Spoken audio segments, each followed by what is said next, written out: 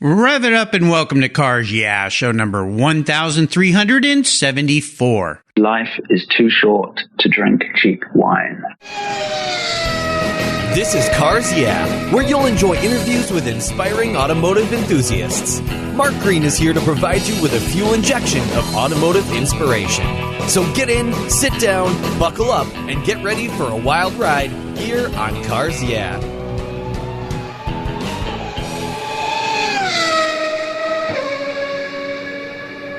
What's the worst thing for your car's interior? No, it's not that milkshake the kid spilled in the back seat. It's the sun. Harmful UV rays cook your automobile's interior hour after hour when it's parked outside, even on a cloudy day. What's the solution? Covercraft sunscreens. They protect your dash, seats, and interior finishes from those damaging UV rays while keeping the interior temperature tolerable, even on the hottest summer days. No more painfully sizzling seats and steering wheels for you. They unfold quickly and easily install, stay where you put them, and are custom patterned for an exact fit. The foam core acts as a cooling insulator, and you can get yours in different colors and finishes. And they even fold up easily and store under your seat or on the floor. I've used Covercraft sunscreens for years, and they are a fast and easy solution that protect my beloved cars when they're not in the garage. Learn more and order yours at covercraft.com. Want to protect your entire vehicle? Get a car cover from Covercraft. They have those too. That's covercraft.com and tell them Mark sent you. Hello, automotive enthusiasts. I'm revved up and so excited to introduce today's very special guest calling in from Scottsdale, Arizona, Steve Kimpton. Hey, Steve, are you buckled up and ready for a fun ride? Yeah, I'm all strapped in and ready to go. Here we go. Steve Kimpton is the Director of Operations at Track Rekord. That's spelled R-E-K-O-R-D, a company born out of a need to provide consistent, high-quality track day driver instruction across the United States and Canada. The ultimate goal of Track Rekord is to reduce risk, improve safety, increase enjoyment, lower lap times, and reduce insurance costs. Steve has a master's degree in engineering, economics, and management from Oxford University. He's a retired consulting actuary who loves to race. He built his first sports car after leaving university and restores English roadsters. He started racing in 2005 in a Lotus Elise and has competed at Lime Rock, Monticello, and was on one of only 3 U.S. drivers to compete in the Jaguar Simola Hillclimb in South Africa, driving a Saleen Mustang. That is very cool. Steve joined Track Rekord after it was founded by past Cars Yeah guests Kai Goddard and Andy Lee, realizing that 2 professional race car drivers left to their own devices might be a little problematic. Steve brings his business background to the table and is the voice of reason behind Track Rekord. I love that. So, Steve, I told our listeners just a little bit about you. Would you take a brief moment before I jump into the questions and share a little more about your career and your passion for racing? Well, where do I start? I mean, that was very all-inclusive about me. Yeah, my background is kind of unusual. I'm what's known as an actuary. Very few people ever know what an actuary is. Yeah, would you explain to us what exactly do you do? Well, I don't do that anymore. An actuary is typically you'll find actuaries in the insurance industry. They're the guys who set the premiums, so that the guys everybody loves to hate. Yeah, so really actuaries put a monetary value on risk. So what I did is I advised multinational clients on long-term employee benefit risk. So not helping them actually manage their pension and benefit plans, but helping them understand how much they were costing and how much they were costing over the lifetime of their employee group. So it involved speaking with a wide range of people in a wide range of countries about a wide range of subjects. So it was kind of all encompassing. I guess I was good at math. You mentioned that I was an engineer. I was an engineer because the math was easy and I liked to find out how things work, and that's stayed with me all my life. So when I left university and I decided I was going to be an actuary, I said I have to do something with my engineering skills. So as you mentioned, that's when I built a sports car, and it cost me all of £649. I still remember the price. Oh, wow. I really knew nothing about cars at that point, and that's really what ignited my passion and kind of fired me up to learn about cars before the internet. So you didn't have videos helping you out, and you really had to figure out how to solve problems, and that's what I'm good at. So kind of that was my introduction to cars, and it stayed with me really all my life. I retired, 4 years ago from the consulting world. And at that point, I decided I'm going to come full circle. I'm going to build another race car, but do it properly this time. I'm fortunate that it was going to cost a little bit more than £649. Yeah, probably so. and having just retired, I felt it was a project that I could undertake no matter what the cost. And I built this car, which I actually ordered from the UK in a kit. It came in a big box. All the parts were more or less there, and all I had to provide was a drivetrain. It took me 3 months to build the car, and that's now the car that I race on track. That's very cool. We're going to learn a lot more about your car, your racing, Track Rekord, and everything you do. But first, I want to start with a success quote or a mantra. This is a nice way to get the inspirational tires turning here on Cars Yeah. I know you love to drive, so Steve, take the wheel. This is something that you don't take the wheel after doing. It's the mantra I live by is life is too short to drink cheap wine. And very well said, especially as an actuary who talks about risk. Well, exactly. I mean, you can take that both literally and figuratively. I have a passion for collecting wine, and and really, life is too short to drink cheap wine. I like the finer things in life, and I have a very nice wine collection. Everybody likes to come over and see what we've got on offer for the day. But also, it's a guideline for life as well. Like, life is too short to waste your time on the small, inconsequential things. If you want to do something, you should go out and do it. And that's kind of how I lead my life. You know, I love this. My father taught me a valuable lesson years and years ago when it came to things that you wanted in life. He said, you know what? Figure out what the best one is and then save up to when you can afford to purchase it. Because if you settle for less and buy something just to satisfy that urge today, you're always going to regret that you didn't wait and get what you really wanted. I'm not much of a wine drinker. My wife enjoys a glass of wine with dinner in the evenings, but I love chocolate. And so that's the way I look at chocolate. You don't waste your chocolate endeavors or those calories on a crummy piece of chocolate. Get something really good. I could not agree with you more. That's my other real weakness in life is chocolate. Yes. I love a little piece of dark chocolate with a nice Malbec or, something red, I think, is a nice combination. So in fact, I am not an aficionado like you are. So I buy wine by the label, or if it says smoky chocolate flavor. Oh, sold. I'll buy it. So I need to come hang out with you and get a little knowledge here, I think. Anytime. All right. I'll take you up on that. Well, let's go back in time and talk about a story that instigated this passion you have for cars. Is there a pivotal moment in your life when you knew, although you were an actuary, that you were really a car guy? I've really always liked cars, and I think a lot of it stems back to my father. I think he was a frustrated rally driver. Okay. And I remember that on the days that he would generally drive us to school, and I'm talking about what we would call junior school. So this is like pre-age 11. Mm-hmm. I lived in a small elementary school, they'd call that here. Yeah. So I lived in a small village in the UK, and when the weather was bad, he would drive myself and my brother to school. And so it was like that. It was always going around corners sideways.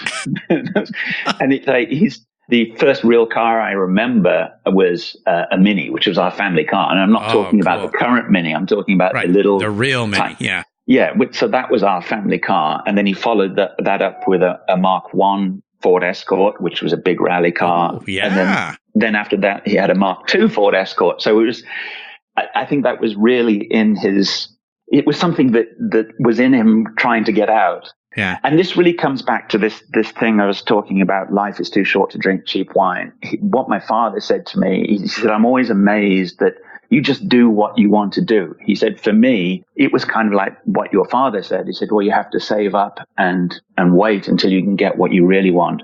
My father was never able to do that. He was never able to save up and get what he really wanted. And so I don't know whether it's from that I learned that, but the early formative years were in these great rally type cars. And then cars have just always been a part of my life ever since. And I've passed that on to my sons, who are both real car enthusiasts. Very cool. I love that. Well, the idea of sliding back and forth in the back seat of a Mini Cooper on the way to school when Dad was doing a 4-wheel drift through the corner. So I love that. You know, I've got a great friend and sponsor here, Chris Kimball, financial advisor. He helps my wife and I manage our money, and he's been supporting me since the beginning. So shout out. I know he listens every morning. He loves everything from England. So he's going to love this show with you, Steve. He loves the accent, but he's like 6'10" or something. I don't know. I'm exact. He's like 6'3" or 6'4". He's much taller than me, but he drives an authentic old Mini Cooper. And, just this morning, he said, "Hey, great show today," in an email. I know I owe you a ride in the Mini. So, yeah, Chris, get over here so we can go for a ride. Well, let's take a look, Steve, at some of these roads you've driven down. Talk about a big challenge you faced in your career or your life. Maybe even a failure or two. I'd love for you to walk us through one of those. But more importantly, what was the lesson learned, and how did that experience help you gain even more momentum as you move forward in your career, your business, and your life? It's a good question. I think I've been very fortunate in my life that I haven't had many major challenges. But the one that I think was a real turning point in my life was when I was a young actuary and I was up for partnership in my firm. I became a partner in one of the largest HR consulting firms in the world. I had been put up for partnership once, didn't get it. Then the following year I was put up again. I felt I was ready, was certain I was going to get it, and then got the crushing news that I didn't get elected. I didn't get voted on. And my immediate reaction to that is, well, that's it. That's my career is done. It's staying here at this level. Everybody's against me. And then that lasted a short while. And then I kind of sat down and said, well, and I've got to look at myself. It's not somebody else's fault why I didn't get that promotion. It's about me. So what didn't I do right? What could I change, and how could I go forward on a different path to either say, fine, that wasn't for me, or how can I make sure that I am successful the next time the opportunity arises? So really there's a lot of introspection, looking back on and being honest with myself. Okay, well, maybe I wasn't ready. What do I need to do to improve my skill set? What do I need to do better to sell myself to the board who are electing me? And it took another 2 years. And so it was really kind of like, not a reset, but definitely, okay, I've got to step up and I've got to do what I need to do to be able to be the person they want me to be part of this partnership. You know, this is an awesome story, and it's incredibly inspiring but valuable too. It reminds me of one of the many guests I've had, Wade Kawasaki, who is the head of the Coker Tire Group, president and CEO of the company, but he's also the director for SEMA. And Wade shared the same story. He was up to be elected to be the director of SEMA, a great automotive organization that is incredible to our industry. And he didn't get it. And he was just crushed and couldn't, you're like, why? But he went through the same reflective time and said, okay, I'm not ready yet. What do I need to do to be ready for this? How do I need to change? Let me ask you this, because this is a tough thing for some people to grasp when they don't get what they want, or when people treat them in a different way than they expect, or something's happened in their life. What kind of things did you pull up in yourself to be able to stop the "it's them, not me" and reverse that to, well, maybe it's me, not them? That is a very difficult question to answer. Well, I don't ask easy questions most of the time. Maybe I do, but this is an important part of our talk, because so many people go through challenges, and everybody, on social media these days look like their life is perfect, right? Everything's wonderful, but behind the scenes, there's always something going on. So I think you could share a valuable lesson here. Yeah, I think, today, like so many people, I hate to say this, but younger people feel like they're owed something. Nobody is owned anything. You make your own opportunities. So for me, it was, all these other people have got this promotion, have become partners of the firm. So there can't be something that's wrong with the process and the people that are choosing me. they don't actually know me. They've never met me because it's all done by, you have a sponsor who would then put you forward and make a business case about you being a partner of the firm. So the realization was, well, it isn't them, it's me. I have to really sit down, see what was really lacking in what I was able to offer. And it's easier to see after the fact. Like when you're down in the battle, it's very difficult to see. And often a natural reaction is to blame somebody else. It's easy to blame somebody else rather than looking at yourself. But that's what I've taken forward out of that. I need to look at myself and what I'm doing, and maybe I'm not as great as I think I am. Well said. And yeah. I mean, looking back on it, and eventually I became involved within the firm in terms of training new consultants and helping them get on that path to become a partner. So I was able to use my experiences to help others to be better prepared, so they wouldn't have to, then they would learn from my mistakes, and so they wouldn't have to go through the kind of experience that I went through. So I think that's really, I'm not sure I really answered the question. No, you did. You did in a great way. And you exposed a great little golden nugget there. And that is, we are really at our best when we're helping other people. And that was probably one of the tipping points in the future, so that you did get elected there, was they realized, okay, he can be a leader. And that's what leaders are. Leaders are people who help others achieve, not just help themselves achieve. So well said. I appreciate you sharing that difficult time and how you came through it. Nice lesson learned. Well, let's have a little bit of fun and talk about your first really special vehicle and maybe a memory you have about that ride. Well, I've already talked about the first really special vehicle, which was that kit car that I built, which was probably a terrible car in retrospect. What was that kit car? It was called a Dutton Phaeton. It was like a two-seat, kind of a Lotus 7 type look car, but I'm very basic tube frame with a glass fiber body and a 1600 cross-flow engine out of a Mark II Escort. That one was. But that's not the car that I was going to talk about. The first really special car to me was a 1970 Triumph Herald 1360. And I don't know that's a very British car. It was like a little tiny four-door saloon. By 1970, it was a very outdated design. I think the numbers, like the 13/60, come from its capacity, which was 1300 cc, and its horsepower, which was all of actually 61 horsepower. A mighty 61. I bought this car.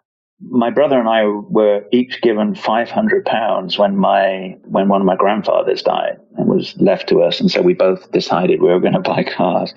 My Triumph Herald cost £350. Nice.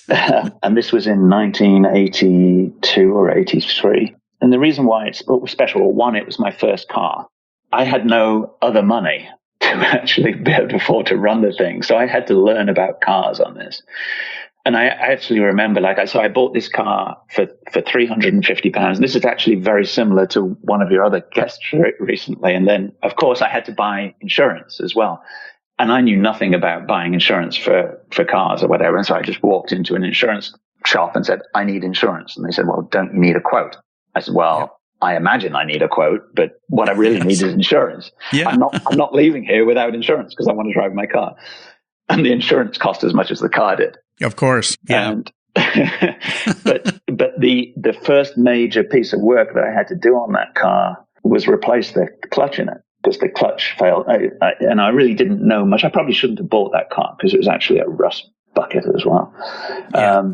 But I was at university at the time, had no money. This is my only way to get around.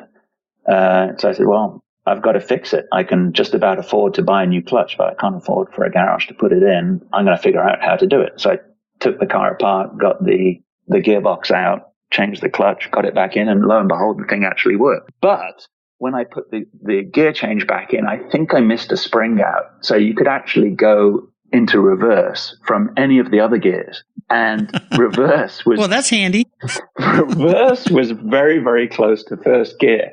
Uh-oh. And I remember one time when I was visiting my brother in London, and we were out driving around in the evening. We stopped at a roundabout, getting ready to go onto the roundabout.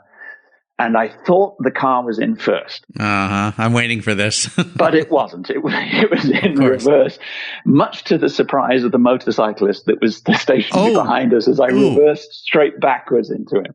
Oh, no. No, I didn't do it, and it just came as a big surprise to him. Yeah, like, what's this guy doing? So that was one of the highlights of the car. The other highlight of that car was it had a reserve gas tank, petrol tank. Mm-hmm. And well, the reverse tank just involved jumping out of the car and pushing the pickup tube lower down into the gas tank. Mm-hmm. So we had a number of occasions where because I had no money, and run that car till it actually ran out of gas. And then you jump out, drop the tube down, and then you'd get an extra half a gallon of gas along with all kinds of crud and whatever. Yeah. Oh, yeah. That works fine until you forget to pull the tube up again next time you fill up. Yes. Somebody in their infinite wisdom designed that little system. Yeah. And so you can guess what happened on that one on a number of occasions. So that is my first special car.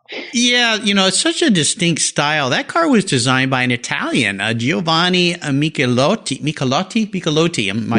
Well done. Italian's going terrible. Yeah. And I know that car came in a bunch of different variations. They had a saloon, a convertible, a coupe, an estate. They even had a van model of that thing. And it's just a very unique car. I mean, it has a character to it. That car has a face. Some cars just have a face. So nicely done. Well, one of the great things about that car, and it was very similar on the Triumph Spitfire as well, is you could hinge up the whole of the bonnet, the hood. So the whole of the front would come up. You could sit on the front wheel and work on the car. Such an easy car to work on. And nice. Completely different to modern day cars. Absolutely. Very cool. Well, do you have a seller's remorse story in your life? I tend to hold on to my cars. So good for you. I've actually become a car collector, much to my wife's disgust. Yeah, that can happen. I just find it very hard to I get very, very attached to cars. Like people say that they're just a mechanical means to get from A to B. But for me, every single car has a story.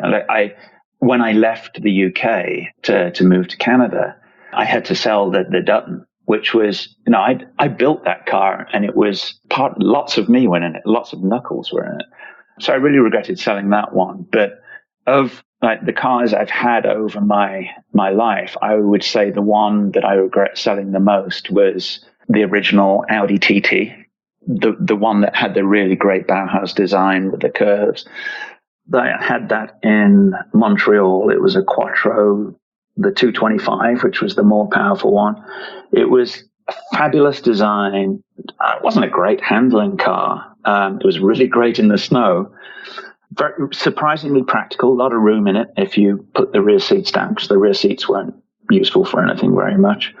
But it was also a very basic, stripped out car. There weren't a lot of all the modern things you see in today's cars. So it was very basic, great design, fun to drive. And the reason why I said regret selling it, after I had moved to the States, we brought it down, drove it for a couple of years and so on. It's time to change the car. How about getting the new TT? So what I thought was an upgrade to a V6 TT, and it was I was immediately disappointed because it was a much heavier car.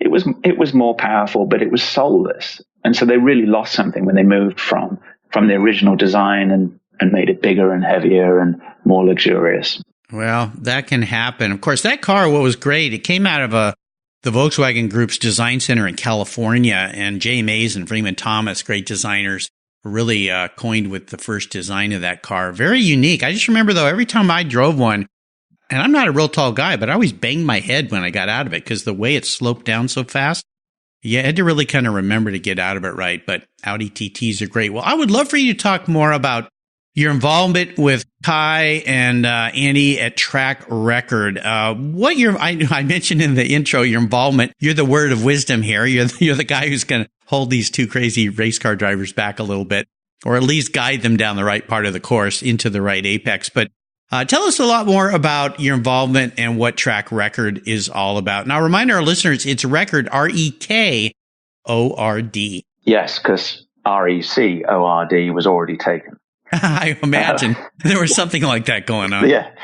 So this whole business kind of came out of discussions with one of the insurance companies. There's this company called Open Track, and they provide specialized insurance for people who want to drive on the track, because typical motor insurance does not cover a car that's being driven on a racetrack, whether it's competitive or not. You know, they used to say, okay, if it's driver education, we'll cover you, but a lot of them have kind of seen through that, and they don't offer it anymore. So Open Track offer insurance to track day enthusiasts either on a day-to-day basis or on a yearly basis, like for people who do a lot of track driving. There is no limit to their insurance, and this is what makes them different. And it sounds like I'm actually talking about them rather than about us, but this is part of how we came about to be. What makes them different is they don't have a limit on their policies. Most of these track day insurance policies limit the coverage to like 150,000 or whatever. So it really doesn't cover real exotics that are $250,000. So they offer these policies, and then they found, we're getting quite a few claims on these, and we're getting a few more claims than we were expecting. So we started talking to them and really discovered that the claims were due to driver error, and driver error coming from poor coaching or lack of understanding how a high-performance car works. The idea for Track Rekord came along and said, well, if we can help Open Track reduce their premium costs, it's better for the drivers out there. They'll be more informed about their cars. They'll better drive better. Open Track will have better claims experience, and they're going to pay less. The driver's going to pay less for the insurance. So it was born out of that. The two of them were both employed at a racetrack providing coaching to members, and they decided they wanted to branch out. And this has been tried before, having some form of network of driver coaches, but I don't think it's ever been done really successfully. So what we have is a network of driver coaches across the country. These coaches will come to you, teach you how to drive your car on your track or whatever track you want to go to. So typically it's very difficult, unless you know somebody who knows somebody, to find a good driver coach. So we're taking that part of the equation and saying, well, you know us. We know these driver coaches. They've known a lot of the coaches that we have in the network. They've known them for many years. They've raced with them. They've coached with them. Many of them have worked in the professional driving schools. So it's very high quality coaching from people who have been doing it all their careers and have raced for many years in their career. That is the primary focus of what Track Rekord does, but we do a lot more than that. So it's not just about coaching and helping people get the maximum potential out of themselves and their cars. We also provide driver services as and when they are needed. So for manufacturers who are wanting to do releases of new models, we would help them with that. Temporary track design, consulting to racetracks, race driver development, helping people. And we have one client at the moment who hasn't driven in a race series before, and he wants to end up driving Porsche Cup cars in a couple of years. And his goal is to get to COTA before the Formula One race. So we're developing a whole career plan for him to take him from that Mazda spec racing all the way through up to Porsche Cup. So anything that can be associated with high performance or precision driving. Very cool. I'll remind our listeners you can learn more about this by going to their website, trackrekord.com. Again, REKORD.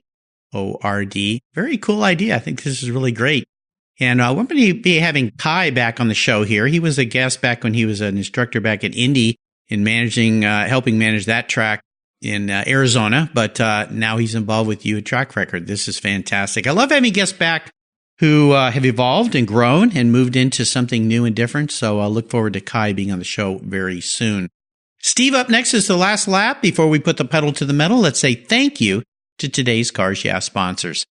When you want proven performance, there's one brand that's been around since 1938. That's Edelbrock, building the finest American-made performance products for the street and track. Edelbrock's products are designed and dyno-proven to deliver maximum results. Edelbrock has thousands of made-in-the-USA performance products for all makes and models. From their new AVS2 carburetor and innovative ProFlow 4 EFI for your muscle car or truck, to superchargers for your daily driver and more, visit Edelbrock.com to check out the latest products for your ride. And when you're ready to check out, enter CARS YEAH in the coupon code and get 10% off your order. That's Edelbrock, automotive performance since 1938. You take care of your cars, but who takes care of your investments? Tune-ups aren't just for engines. Updating your financial plan is important too. Your GPS may take you from A to B, but it won't help you on the road to financial freedom. For that, you need a good co-pilot and a very trusted advisor. Chris Kimball, CFP, is just the man for the job. He'll guide you down that road without driving you crazy. For over 25 years, Chris has helped people just like you and me with their financial planning and investments. With a master's degree in financial services, he is eminently qualified, and he's a car guy too. Learn more at chrisvkimball.com or call 866-ON-A-PLAN. Securities through Money Concepts Capital Corp., member FINRA SIPC. CK Financial Services is not affiliated with Money Concepts Capital Corp. Are you looking for a way to get your products or services into the ears of thousands of automotive enthusiasts around the globe? I can help. This is Mark Green here at Cars Yeah, and I'd be honored to be an influencer and ambassador for your brand in a unique and personal way. 5 days a week, thousands of subscribers and listeners enjoy the Cars Yeah podcast and website. Contact me today and I'll show you how at mark@carsyeah.com or connect with me through the Cars Yeah website at carsyeah.com. All right, Steve, we're back, and I have a bit of an introspective question for you. I'm kind of going to dive into your skull a little bit here. If you were a vehicle, if you were actually manifested as a vehicle, not what you want to be, how you perceive yourself as a vehicle, what would you be and why? I think I'd have to say that I'd be an old British roadster. Oh, cool. Lots of character. You don't know what's going to fall off next. Still going strong after all these years. I love it. And I've got the accent for it as well. Oh, you do? Oh, yeah. Yeah, this is great. It would, I mean, what else could I be? I know. That's you all the way. I love it. Well, we are entering the last lap. I'm going to fire off a series of questions and ask you to give our listeners some quick blips of that old English car throttle. So here we go, without blowing anything up. What's the best automotive advice or racing advice you've ever received? This one's not a quick answer because it needs some background to explain. Okay. All right. The best advice in terms of driving that I got is from Dave Smith, who is one of the Track Rekord coaches. Sunday morning at this year's hill climb in South Africa, his exact words to me were, "Steve, it's time to sack up like one of the baboons on the track and get aggressive." And the reason why I said this would take a little bit of time to explain is this hill climb is run on a public road up a hill to a country club in South Africa on the coast. And there are a lot of wild baboons around there. Baboons, huh? So Saturday afternoon, course is red flagged because of 3 baboons at the top of the track. 2 of them were on the track. Let's say, for the purpose of your listeners, they were getting intimate. Oh, okay. But the 3rd one was involved as well because he was sitting off to the side of the track watching them while pleasuring. Cheering them on. Yes. He was pleasuring himself.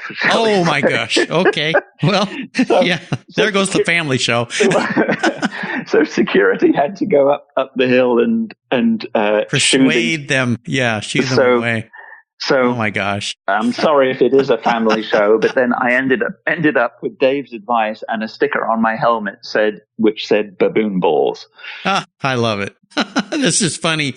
You know, you bring back a memory. When I was a kid, I grew up in Southern California, and there was this thing called Lion Country Safari.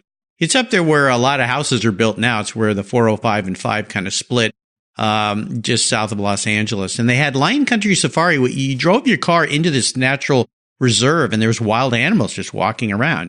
And one of the things they had were baboons. And my parents had just bought a brand new Oldsmobile Vista Cruiser. This was in the 60s.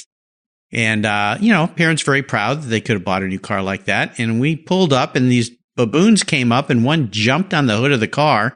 My dad was not very happy about this big baboon being on the hood of his brand new Oldsmobile. So he honked the horn. Well, that just made this ape a little mad. And then he thought, well, I'll turn the windshield wipers on. Maybe that'll scare him. Imagine this baboon looking through the windshield at my mom and my dad, my sister and I in the back seat. And he's watching this windshield wiper and his head's going back and forth and back and forth. And we all start laughing. Well, this baboon did not like being laughed at. So he grabbed one of the windshield wipers, promptly ripped it right off the car and ran off into the bush with my dad's windshield wiper. I thought my dad was going to get out and chase him till my mom said, stay in the car, he's got big teeth. So, that's my baboon story. Not quite as loving as yours. I've got plenty more baboon stories. I'll bet. Well, when I come over and drink some of that fine wine at your house and I'll bring some good chocolate, you can tell me some of those stories. There you go. How about a personal habit of yours you believe has contributed to your success over the years? There are really two, really. Mm-hmm. One, which in particular is from my business life, is never, ever compromise on quality.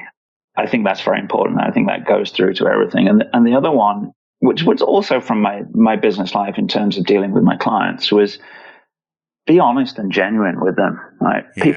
People can see through a fake. And if you're honest, even if it's a difficult topic that you've got to address with your client, if you're honest about it, they're going to appreciate that a lot more. Absolutely. How about a resource? There's so many these days. Is there one you'd like to share? Yeah. TrackRekord.com. There you go. Perfect. Well, in terms of resources, I referred back to this earlier when I was talking about my first car. I was like, we didn't have the internet back then. There was just so much out there. And I think that the biggest resource that I have is really YouTube. There are so many talented people out there who want to share what they have. You can find out a lot about everything. In addition to repairing cars over the past month, I've repaired a TV and a washing machine, all from stuff on YouTube. I know. It's amazing. You can even figure out how to extract a tooth on YouTube if that's what you want to do. Well, I don't think I'll go that far. No, maybe not. How about if I could arrange for you to have a drink, a nice glass of wine with anyone in the automotive industry, living or deceased? Who would that be? Colin Chapman. Oh, yeah. I don't know if he drank wine. I think he liked the odd beer. But, I mean, he was an engineering genius. He revolutionized Formula One racing. He was involved in Formula One racing when it was still great. He came up with so many great ideas, and this whole concept of simplify and add lightness has carried through in his cars. I would say right up until today. I'm not sure I'm too impressed with the Lotus's new hypercar, which is 2,000 horsepower and very heavy. I know that's the way cars are going in the future, but that's not Lotus to me. So Colin Chapman, I would love to sit down and just hear what he has to say. Quite a character. The first vintage car I raced for years was a Lotus 18 Formula Junior. So kind of channeled him through. And of course, I understand that was the first open wheel car that Jimmy Clark raced. So every time I got in that car, I tried to think, what would Jimmy do? What would Jimmy do? Of course, my skill sets were nowhere near his, but at least I got to pretend that was him. I was going to say, what would Jimmy do? Go incredibly quickly. Yeah, exactly. Yeah, well, I tried. That was a fun car to start in because it was a relatively slow car, but you definitely had to learn some drifting controls. Very small, skinny Dunlop tires. Well, there you go. You say it was slow, but it was quick. Yes. There was a difference there. And I mean, and those are the kind of cars that I drive. Like I have a Lotus Elise, which I drive. It's not a particularly fast car, but it's quick. My Lotus 7 car, it's actually called a Westfield, but it's a Lotus 7 style car. It's a little more powerful. It's 250 horsepower, which is a lot for a Lotus 7, but it still can't compete in a straight line with like a 500 horsepower Mustang or whatever. But it's way quicker because it gets through the corners faster. So this was the whole ethos of Colin Chapman and Lotus. Low-powered cars with spectacular handling that weren't fast, but they were quick. Yeah, fantastic. How about a book? Is there a book you've read you'd like to share with our listeners? Is there a book I've read? Well, that you'd like to share. I always add that little bit. Yeah, hopefully you've read one book or two. Do people still read books?